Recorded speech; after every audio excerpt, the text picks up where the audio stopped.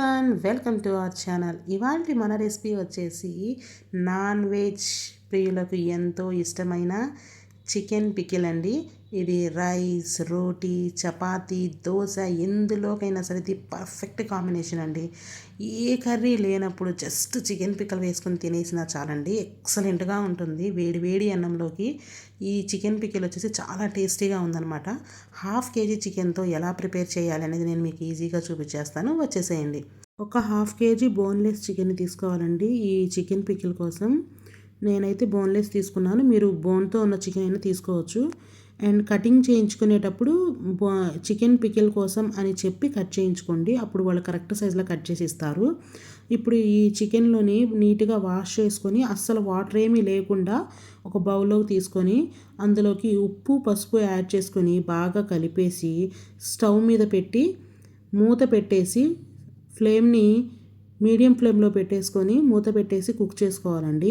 ఇప్పుడు ఈ చికెన్లో నుండి వాటర్ వచ్చి ఆ వాటర్ అంతా వేపర్ అయిపోతాయండి. వేపర్ అంటే కంప్లీట్గా ఒక్క చుక్క కూడా తడి అనేది లేకుండా నీట్గా ముక్కల్ని ఇలా ఇట్లా డ్రై చేసేసుకోవాలి. ఇప్పుడు ఈ ముక్కల్ని మనం డీప్ ఫ్రై చేసుకోవాలండి. దీనికోసం ఒక కడాయి స్టవ్ మీద పెట్టుకొని ఆయిల్ని యాడ్ చేసుకొని ఈ ఆయిల్ మీడియం హీట్లో ఉండగా ఈ ముక్కల్ని యాడ్ చేసేసుకోవాలండి. ఇలా మీడియం ఫ్లేమ్లో యాడ్ చేసుకోవడం వల్ల ముక్క అనేది లోపల వరకు బాగా ఫ్రై అవుతుంది. అలా కాకుండా హై ఫ్లేమ్లో పెట్టేసుకొని ఆయిల్ బాగా హీట్ అయిన తర్వాత వేసేస్తే ముక్క పైన రంగు వచ్చేస్తుంది, లోపల ఏమో పచ్చిదనం ఉండిపోతుందండి. అట్లా ఉండడం వల్ల ఆ చికెన్ అనేది ఎక్కువ రోజులు మనకి స్టోర్ ఉండదు.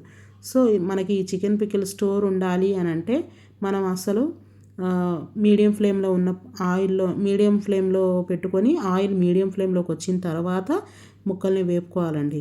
ఇది వేపుకునేటప్పుడు కూడా ఈ ఫ్లేమ్ని హై ఫ్లేమ్లో పెట్టుకోకూడదండి, మీడియం ఫ్లేమ్లో మాత్రమే పెట్టుకొని వేయించుకోవాలి. అండ్ మీరు కనుక ఈ చికెన్ని ఒక 10 daysకి చాలు మాకు అని అనుకుంటే ఇప్పుడు నేను చూపిస్తున్నాను చూడండి, ఆ కలర్లోకి మారిన తర్వాత తీసేసుకోవచ్చండి పీసెస్. అదే మీరు కనుక ఒక 2-3 months ఉంటుంది అనుకుంటే ఇదిగో ఇప్పుడు చూపిస్తున్నాను చూడండి, ఇప్పుడు కలర్ చూడండి ఎంత బాగా అర్థమవుతుందో. అట్లా మంచి కలర్ వచ్చే వరకు అంటే మీరు ఈ పీసెస్ని తీసి బౌల్లో వేసుకుంటే మీకు సౌండ్ వస్తుందండి, టక టక టక గట్టిగా ఉన్నట్టు మీకు అర్థమవుతుంది. అంత గట్టిగా ఫ్రై చేసుకొని తీసి పక్కన పెట్టేసుకోవాలి. ఇప్పుడు ఈ చికెన్ని ఇట్లా మనం ఎక్కువ ఫ్రై చేసుకోవడం వల్ల మనకి ఈ చికెన్ పికిల్ అనేది ఒక దగ్గర ఒక 3 months వరకైనా సరే మనకి స్టోర్ ఉంటుందండి. అసలు స్మెల్ అనేది లేకుండా డే 1 ఎలా ఉండిందో అట్లాగే ఉంటుంది. తర్వాత ఆయిల్లోకి చెక్క, లవంగాలు, యాలకులు కూడా యాడ్ చేసుకొని అందులోకి అల్లం వెల్లుల్లి పేస్ట్ని కూడా యాడ్ చేసుకొని ఫ్రై చేసుకోవాలండి. ఈ అల్లం వెల్లుల్లి అనేది ఫ్రెష్గా అండి, అప్పటికప్పుడు రుబ్బుకున్న అల్లం వెల్లుల్లి పేస్టే యాడ్ చేసుకోవాలి. మీరు స్టోర్ ఉన్నది నిన్నటిది మొన్నటిది అట్లాంటిది వేయకూడదండి. జస్ట్ ఇవాళ మీరు గ్రైండ్ చేసుకున్న అల్లం వెల్లుల్లి పేస్ట్ వేసుకొని నీట్గా ఫ్రై చేసుకోవాలండి.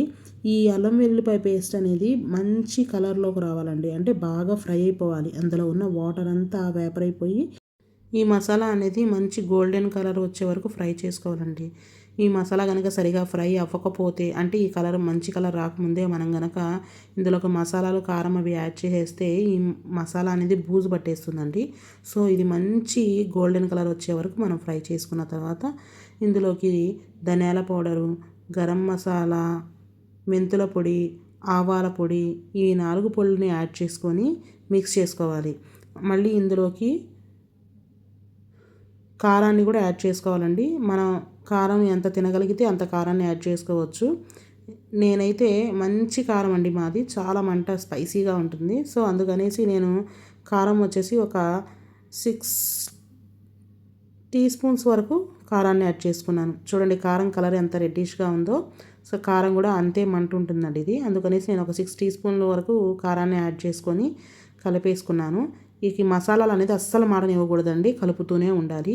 ఈ కారాన్ని యాడ్ చేసుకున్న తర్వాత ఇందులోకి మనం ముందుగానే ఫ్రై చేసి పెట్టుకున్న చికెన్ పీసెస్ని కూడా యాడ్ చేసేసుకోవాలండి. ఈ యాడ్ చేసుకొని బాగా కలిపేసుకోవాలి. ఒకసారి బాగా కలుపుకున్న తర్వాత ఇందులోకి సాల్ట్ను కూడా యాడ్ చేసి కలిపేసుకోవాలి. మసాలాలో కూడా సాల్ట్ కావాలి కదా, సో అందుకని ముక్కల్లో అయితే సాల్ట్ ఉంది. ఇప్పుడు మసాలాలో కూడా సాల్ట్ని యాడ్ చేసుకొని సాల్ట్ను కలిపేసుకోవాలి. ఇప్పుడు ఈ సాల్ట్ను కూడా కలిపేసిన తర్వాత స్టవ్ ఆఫ్ చేసేసి పక్కన పెట్టేసి పూర్తిగా చల్లారే వరకు వెయిట్ చేయాలండి.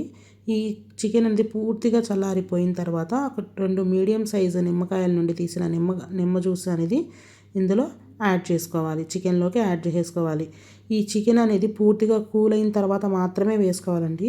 కొంచెం వేడిగా ఉన్నప్పుడు ఉన్నా సరే మనం నిమ్మకాయ జ్యూస్ అనేది యాడ్ చేస్తే చికెన్ పికిల్ అనేది చేదు వచ్చేస్తుంది. సో ఖచ్చితంగా పూర్తిగా చల్లారిపోయిన తర్వాత మాత్రమే మనం ఈ నిమ్మకాయ జ్యూస్ అనేది యాడ్ చేసుకొని బాగా కలిపేసుకొని ఇది ఒకసారి టేస్ట్ చేయండి, మీకు అర్థమవుతుంది. ఇప్పుడైనా తినేయచ్చండి, కాకపోతే ముక్క కొంచెం గట్టిగా ఉంటుంది. కానీ దీన్ని 2 రోజుల తర్వాత కానీ మీరు తింటే టేస్ట్ సూపర్ అంటే సూపర్ ఉంటుందండి. అసలు ఇది కలిపి ఆ నెక్స్ట్ డే మూత ఓపెన్ చేసి చూస్తే అసలు ఆ కలరు, టెక్స్చరు, స్మెల్, ఫ్లేవర్కి నోట్లో నీళ్లు ఊరిపోతున్నాయండి, అలా ఉండింది. సో మీరు కూడా ఇదే విధంగా మీరు కూడా ప్రిపేర్ చేసుకొని దీన్ని ఒక జార్లోకి తీసి స్టోర్ చేసేసుకోండి. అంతేనండి, చాలా ఎమ్మీగా ఉండింది. వేడి వేడి అన్నంలో వేసుకొని తింటే అద్భుతహ అన్నట్టుగా ఉంది. మీరు కూడా ఈ రెసిపీని ట్రై చేయండి. మీకు ఎలా వచ్చిందో నాకు కామెంట్ చేయండి, తప్పకుండా కామెంట్ చేయండి. అలాంటి మరిన్ని రెసిపీస్ కోసం నా ఛానల్ని సబ్స్క్రైబ్ చేయండి, లైక్ చేయండి, మీ ఫ్యామిలీ అండ్ ఫ్రెండ్స్కి షేర్ చేయండి. Thank you.